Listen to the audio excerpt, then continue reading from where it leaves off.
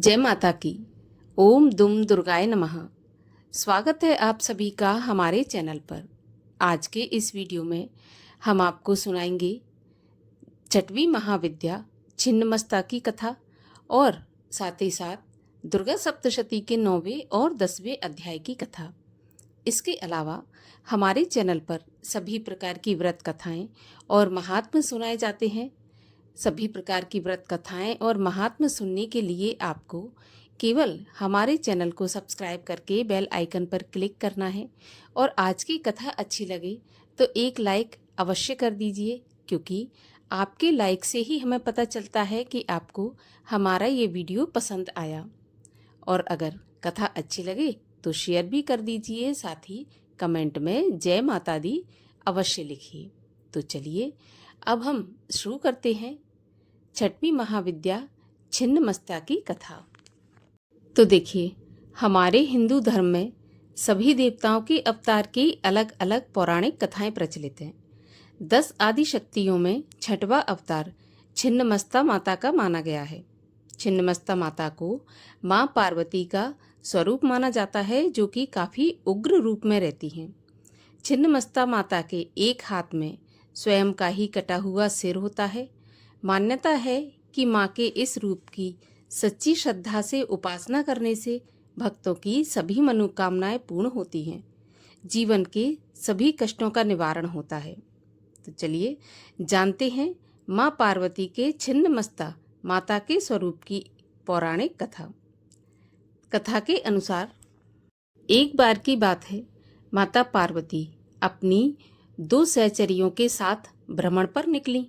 इस दौरान माता पार्वती की रास्ते में मंदाकिनी नदी में स्नान करने की इच्छा हुई। मां पार्वती ने अपनी सहचरियों से भी स्नान करने को कहा, परंतु दोनों ने स्नान करने से मना कर दिया और कहा कि उन्हें भूख लगी है। इस पर माता पार्वती ने उनको कुछ देर आराम करने को कहा और स्नान करने चली गईं। माँ काफ़ी देर तक स्नान करती रहीं।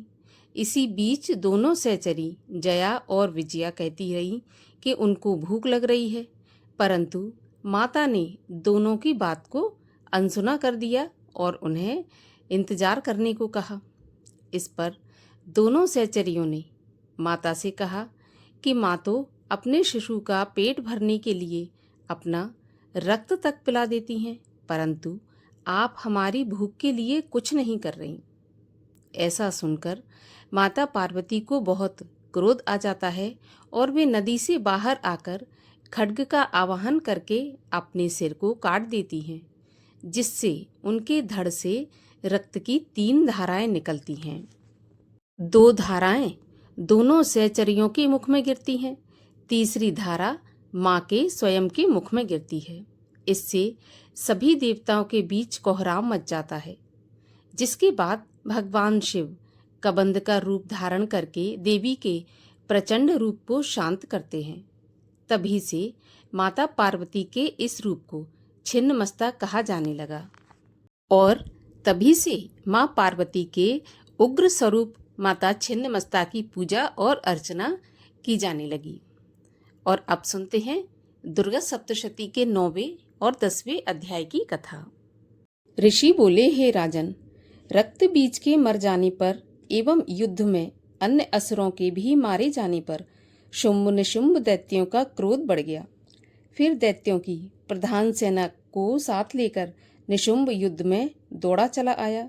उसके आगे पीछे दाएं बाएं बड़े बड़े दैत्य थे। वे क्रोध के मारे होंठ काट रहे थे। शुंभ भी अपनी सेना के साथ मात्र गणों से लड़कर चंडिका को मार डालने की इच्छा से आ गया। दोनों दैत्य बादलों की तरह बाणों की वर्षा करने लगे। अपने बाणों के समूहों से चंडिका ने उनके बाण काट दिए। फिर शस्त्र समूह से उन दैत्यों के अंगों पर प्रहार किया। निशुंभ ने तीखी तलवार तथा चमचमाती ढाल उठा ली। देवी के पराक्रमी वाहन सिंह के सिर पर प्रहार किया। अपने वाहन पर इस प्रकार प्रहार होते देख देवी ने क्षुरप्र नामक बाण द्वारा निशुंभ की बड़ी तलवार तथा 8 चंद्रों वाली ढाल भी काट दी। तलवार और ढाल के कट जाने पर उस दैत्य ने शक्ति चलाई। उसे आते देख देवी ने चक्र द्वारा उसके 2 टुकड़े कर डाले। तब तो अत्यंत कुपित होकर निशुंभ दानव ने शूल उठा लिया और उसे फेंक दिया।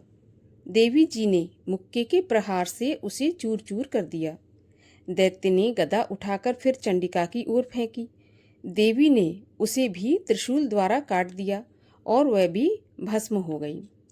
फिर अंत में दैत्यराज को फरसा उठाए आता देखकर देवी ने बाण समूहों के प्रहार कर उसे पृथ्वी पर गिरा दिया। उस भयानक पराक्रमी भाई निशुंभ के इस प्रकार धराशायी होने पर शुंभ क्रोध में भर आया और अंबिका को मारने के लिए सामने आया। वह रथ पर बैठा हुआ था। उसकी बड़ी बड़ी अनुपम 8 भुजाएं थीं। उनमें 8 भयंकर शस्त्र शोभायमान थे।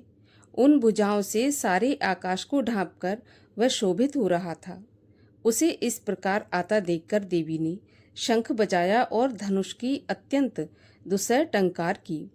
समस्त दैत्यों के तेज नष्ट करने वाले घंटे का शब्द करके उससे दिशाओं को भर दिया। तब सिंह ने भी बड़े हाथियों के महामत को दूर करने वाली बड़ी भारी गर्जना लगाई। उसके द्वारा आकाश, पृथ्वी एवं 10 दिशाएं गूंज उठी। तब काली ने आकाश में उड़कर पृथ्वी पर दोनों हाथों से ऐसी ताड़ना की कि उस शब्द से पहले के सभी शब्द मंद पड़ गए। तब शिवदूती ने अमंगल रूप अत्यंत अट्टहास किया। उस ध्वनि से दैत्य डर गए। शुंभ के क्रोध का पारा चढ़ गया। फिर जबकि अंबिका ने कहा कि हे दुरात्मा, ठहर ठहर। अब आकाश में स्थित देवता जय जयकार करने लगे। शुंभ ने पहुंचकर आग बरसाती हुई भयानक शक्ति चलाई। अग्नि को पहाड़ की तरह आती हुई देखकर देवी ने भारी उल्का से उसे दूर हटा दिया। शुंभ ने फिर सिंहनाद किया। उससे त्रिलोकी गूंज उठी। हे राजन, उस सिंहनाद का इतना घोर शब्द था जैसे कि वज्रपात हो। उसने बाकी शब्दों को परास्त कर दिया। तब शुंभ द्वारा छोड़े हुए बाणों को देवी ने तथा देवी द्वारा चलाए गए बाणों को शुंभ ने अपने अपने उग्र बाणों द्वारा सैकड़ों हजारों टुकड़े कर दिए। तब चंडिका ने कुपित होकर शुंभ को शूल से मारा।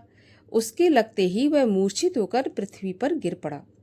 इतने में निशुंभ चैतन्य होकर वहां पर पहुंच गया। हाथ में धनुष लेकर बाणों से काली तथा सिंह पर प्रहार कर दिया। उस दानवराज ने अपनी 10,000 भुजाएं बना ली। फिर चक्रों का प्रहार करने लगा। तब घोर संकटों का नाश करने वाली भगवती दुर्गा ने अपने बाणों से चक्र तथा सभी बाणों को काट गिराया। तब निशुंभ दैत्य सेना ने आवृत्त होकर चंडिका के वध के लिए हाथ में गदा लेकर बड़े वेग से भागा। वेग से आते हुए उसकी गदा को तीखी तलवार के द्वारा चंडिका ने काटकर गिरा दिया। फिर दैत्य ने शूल उठा लिया। शूल हाथ में लिए उस देव पीड़क निशुंभ को आता देखकर चंडिका ने अपना शूल वेग से चलाकर उसकी छाती बींध डाली। उसकी छाती फटते ही उसकी छाती से एक और महाबली पुरुष निकला। वह खड़ी रह इस प्रकार कहने लगा। उस निकलते हुए पुरुष की यह बात सुनते ही देवी आवाज करके हंसी और तलवार से उसका सिर काट दिया। वह पृथ्वी पर गिर पड़ा। तब भयानक दाढ़ों वाला सिंह दाढ़ों से असुरों के सिर खुरच खुरच कर खाने लगा। वैसे ही काल ने तथा शिवदूती ने बहुत से दैत्यों का भक्षण कर डाला। कुछ एक घोर संग्राम से भाग गए एवं कितने दैत्यों को काली तथा शिवदूती ने खा डाला और कई सिंह के ग्रास बन गए। 10वां अध्याय। ऋषि बोले, अपने प्राण प्रिय भाई निशुंभ की मृत्यु को देखकर, इस प्रकार सेना को भी मरता देखकर कुपित होकर शुंभ कहने लगा, अरे दुष्ट दुर्गी, तू बल के घमंड से गर्व मत कर। अरे अहंकारिणी, तू तो अन्य स्त्रियों के बल के सहारे लड़ रही है। तब देवी बोली, अरे दुष्ट, मैं अकेली हूँ। संसार भर में मेरे समान दूसरी कौन है? ये तो मेरी विभूतियाँ हैं, मुझ में ही प्रवेश कर रही हैं। इतना कहते ही ब्रह्माणी आदि सभी शक्तियाँ उस देवी के शरीर में समा गईं। अकेली अंबिका देवी रह गई। देवी बोली, मैं अपनी ऐश्वर्य शक्ति संपन्न अनेक विभूतियों के रूपों में यहाँ पहले विद्यमान थी। अब मैंने सभी रूप समेट लिए। अब तो अकेली युद्ध में खड़ी हूँ, तू भी स्थिर हो जा। ऋषि बोले। तब सभी देवता तथा दैत्यों के देखते ही देखते देवी और शुंभ इन दोनों में युद्ध छिड़ गया। तीखे बाणों की वर्षा तथा भयंकर अस्त्र शस्त्र से उन दोनों का युद्ध भी सभी लोगों के लिए भयंकर प्रतीत होने लगा। जितने भी दिव्य से दिव्य अस्त्र अंबिका छोड़ती जाती, दैत्य उन्हें निवारक अस्त्रों द्वारा तोड़ता जाता। इसी प्रकार परमेश्वरी अंबिका भी खेल खेल में हुंकार आदि शब्दों द्वारा दैत्य के द्वारा छोड़े गए दिव्य शस्त्रों को तोड़ती गईं। तदनंतर असुर ने सैकड़ों बाणों से देवी को आच्छादित कर दिया। तब देवी ने भी कुपित होकर बाणों द्वारा उसका धनुष काट डाला। धनुष के टूट जाने पर दैत्य ने हाथ में शक्ति उठा ली। अभी शक्ति उसके हाथ में ही थी कि देवी ने चक्र द्वारा वह शक्ति काट डाली। तब दैत्यराज तलवार तथा 100 चंद्रमा वाली चमचमाती ढाल लेकर देवी पर झपटा। उसकी तलवार तथा सूर्य जैसी चमकती ढाल को देवी ने अपने धनुष से छोड़े हुए तीखे बाणों से तुरंत काट दिया। रथ के घोड़े तथा सारथी को भी मार दिया। धनुष तो पहले ही कट चुका था। तब तो भयानक मुद्गर लेकर अंबिका को मारने के लिए दैत्य उद्यत हो गया। देवी ने उसके मुद्गर को भी तीखे तीरों से काट दिया। फिर भी वह दैत्य मुक्का तानकर बड़े वेग से दौड़ा। जाते ही उस दैत्य ने देवी के हृदय में मुक्का मार दिया। देवी ने उसकी छाती पर एक चपेट जमा दी। देवी की उस चपेट के लगते ही वह दैत्य पृथ्वी पर गिर पड़ा। गिरकर भी सहसा उसी प्रकार उठ खड़ा हुआ। तब उछलकर देवी को उठाकर आकाश में स्थित हो गया। वहां भी निराधार होकर वह चंडिका देवी के साथ युद्ध करने लगा। आकाश में उस समय दैत्य तथा चंडिका का आपस में घोर युद्ध हो रहा था। वह युद्ध मुनियों के लिए विस्मय कारक था। अब अंबिका ने उसके साथ देर तक युद्ध करते करते दैत्य को उठा लिया और उसे पृथ्वी पर पटक दिया। देवी द्वारा पटका हुआ वह पृथ्वी पर आकर के खड़ा हो गया। मुक्का तान वह दुष्ट देवी को मारने की इच्छा से बड़े वेग से दौड़ा। तब उस दैत्य को आता हुआ देखकर देवी ने उसकी छाती में त्रिशूल भोंक दिया और पृथ्वी पर गिरा दिया। देवी के शूल से क्षत विक्षत होकर पृथ्वी पर पड़ते ही उसके प्राण निकल गए। उसका गिरना भी समुद्र, द्वीप एवं पर्वतों के साथ सारी पृथ्वी को हिला देने वाला था। उस दुरात्मा के मरते ही सारा जगत स्वस्थ एवं प्रसन्न हो गया। आकाश भी बहुत साफ दिखाई देने लगा। पहले जो उपद्रवी मेघ उठ रहे थे तथा उल्कापात हो रहे थे, वे सभी शांत हो गए। दैत्यों के मारे जाने पर नदियां भी अपने अपने मार्ग पर चलने लगीं। उसकी मृत्यु होते ही सभी देवताओं के मन प्रसन्न हो गए। गंधर्व मनोहर गायन करने लगे, अप्सरागण नाचने लगीं, दूसरे बाजे बजाने लगे, वायु पवित्र होकर चलने लगी, सूर्य उज्जवल होकर चमकने लगा, शांत हुई अग्निशालाओं की अग्नियां जलने लगीं, दिशाओं की भयंकर आवाजें शांत हो गईं, प्रजा सुखी हुई और सर्वत्र शांति का साम्राज्य हो गया। इस प्रकार 10वें अध्याय की कथा का यहाँ पर समापन होता है।